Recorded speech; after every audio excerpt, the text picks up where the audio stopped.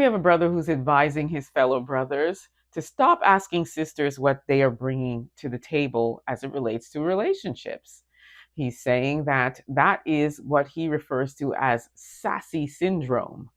Take a look and we'll talk about it further. See, out of my 40 years of life, I never thought I'd see the day where a bunch of men sit around asking women what you bring to the table. Fellas, that is the most humiliating, most emasculating question that you can ask a woman. You don't really realize how bad you look. And a lot of you men today are suffering from a state of what I call sassy syndrome. Jesus needs to come down with a Thanos glove, just snapping his finger, making some of y'all sassy men disappear.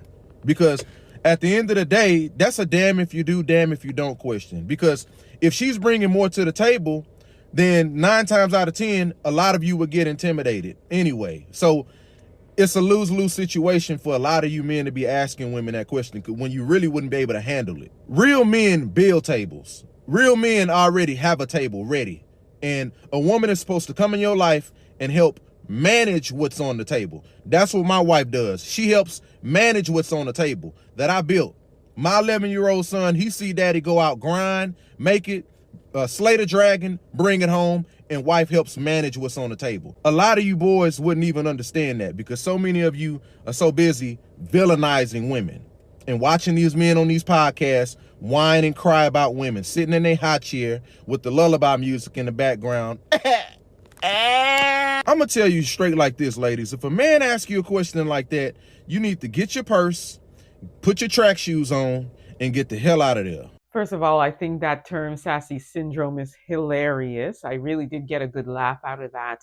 But if we're going to take it from even a biblical, a spiritual standpoint, it's clear in the scriptures that the man is the one that provides in the household, right? Traditional family. And then the woman was created to be the helpmate. So, what this brother is saying when he says, the man and a real man builds the table and then the woman helps manage the table. I get that. I'm feeling that. And then also he mentions that a lot of men feel intimidated when they ask the question, what does a woman bring to the table? And then the woman says, here's what I make, here's what I do.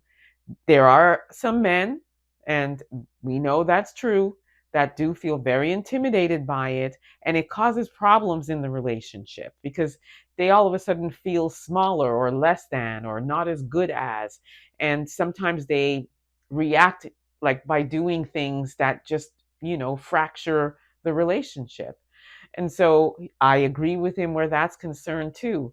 I found it really interesting that he also was saying to us women that if a man asks that question, basically grab your purse, put on your running shoes, and run. You don't want to be with a man who's asking what you bring to the table. But again, there are so many women that are so independent. I'm one of those women. I like to work and make my own money, but I also do love having, a husband like my husband who provides for the family and provides for the household. And together we build. So I don't think there's anything wrong with that either. But yes, I do agree with this brother as well. And the analogy about being on a high chair and he did the whole baby crying uh, sound was absolutely hilarious as well. But thank you, brother, for schooling other brothers and telling them the real and what a real man should do. To all the real men, let me know what you think about what this brother is saying. To the sisters, let me know what you think. Drop your comments in the chat.